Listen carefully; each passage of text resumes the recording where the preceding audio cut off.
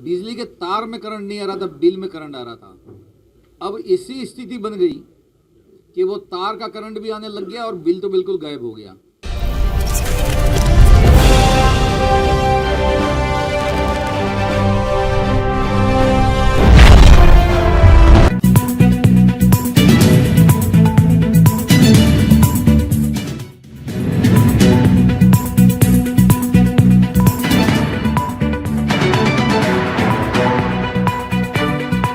जैसे अभी मैंने अपनी बात को रखी और गए महीने 10 तारीख को माननीय मुख्यमंत्री जी का बजट राजस्थान में आया और राजस्थान में बजट आने के बाद देश के अन्य राज्यों के अंदर भी ये बात पहुंची।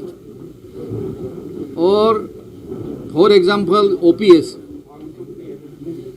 लंबे समय से देश का कर्मचारी इसकी मांग कर रहा था और ओपीएस एक तरह से पूर्ण रूप से लागू हो चुकी है।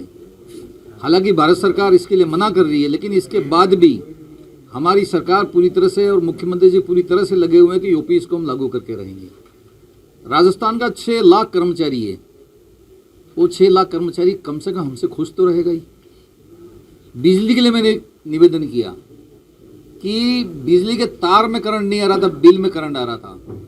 अब ऐसी स्थिति बन गई कि वो तार का करंट भी आने लग गया और बिल तो बिल्कुल गायब हो गया।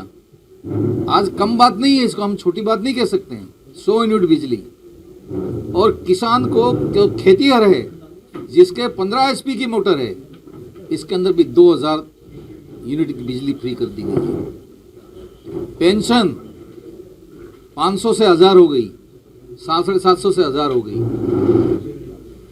कितने नए स्कूल खुल गए, कितने महाविद्यालय खुल गए, कितने राजस्व गांवों का निर्माण हो गया, कई सारे हॉस्पिटल CSC PSC हो गई।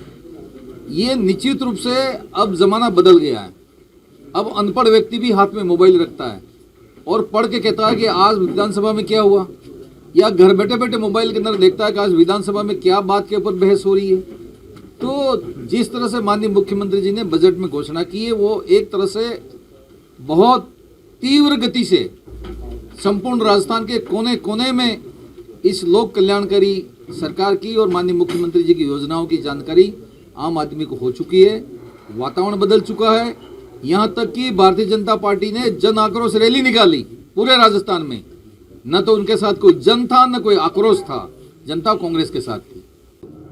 पहले पेंशन का फार्म भरना पड़ता था, जाति प्रमाण पत्र, मूल निवास प्रमाण पत्र और मृत्यु प्रमाण पत्र भी देना पड़ता था, तब जाके पेंशन मिलती थी। अब ऑनलाइन कर दिया। अब ऑनलाइन कर दिया तो आदमी जीवित है, उसका प्रमाण पत्र भी मोबाइल बता रहा है और उसको पेंशन मिल रही है। और कई छोटी छोटी स्कीमें जो 1 अप्रैल से लागू हो जाएगी।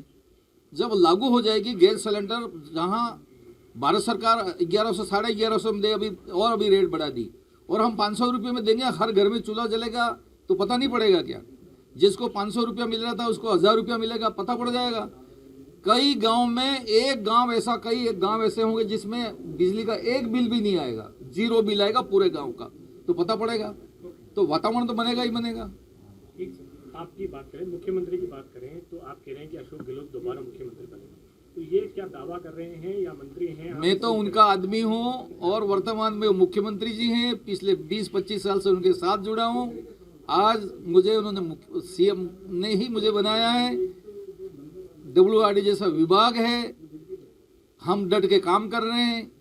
हमको ये उम्मीद है कि उनके नेतृत्व में नई सरकार बनेगी। आपके बात में